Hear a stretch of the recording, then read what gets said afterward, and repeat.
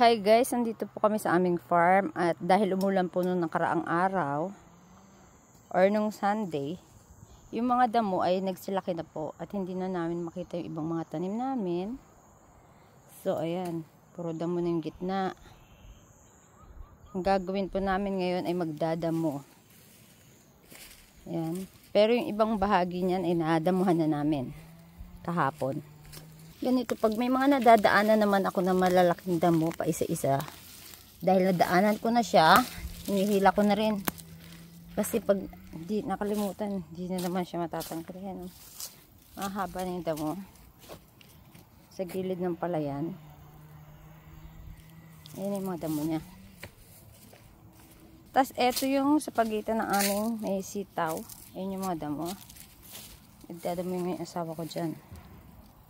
Dito naman po sa pagitan ng mga okra, ayan, dahil nung Sabado or Linggo umulan po, nung Lunes sa kakahapon, nag-start na kaming magbawas ng damo. Kaya yan, nakikita nyo, sa parting ito, wala na siyang damo. Yan, nadamuhan na yan. 2 araw, yan yung ginawa namin, nagdamo.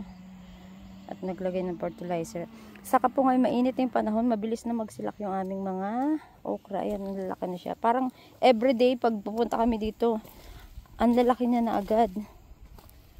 At yan yung mga yung mga ilan pang mga damo, pero naman, malinis na kaysa nung malagubat. Gaya nung una kong pinakita sa inyo. Yan yung mga nadaman. Ayan naman yung mga mani natin. Siyempre yung ating mga baggy beans. Ayan, oh. Araw-araw may nakuha akong bunga dito.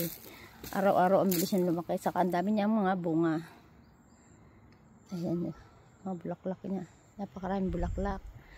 Napakaraming bunga niya na maliliit. Coming ang ating mga baggy beans. Ayan po. Aakit na yan sa langit. Para umakit si Jack and the beanstalk. Ito, malinis na siya. Tapos natuyo na yung mga nadamo namin. Natuyo na siya dahil sa sikat ng araw kahapon. Ayan, maganda yun, namamatay na. Ayan. At ito naman po yung aming talong guys. So, tingnan nyo, nung Sabado lang kinuha ko yung bunga dyan. Yan, ang dami niya na naman mga bunga. Nakakatuwa lang. Libre na pang prito or pang torta. At syempre yung ating mga kamatis. At ito maihinog na. Hindi ko lang alam ba't nalalantay yung puno niya. May sakit to. At ito yung hindi pa namin nadadamuhan. Madami pa siya.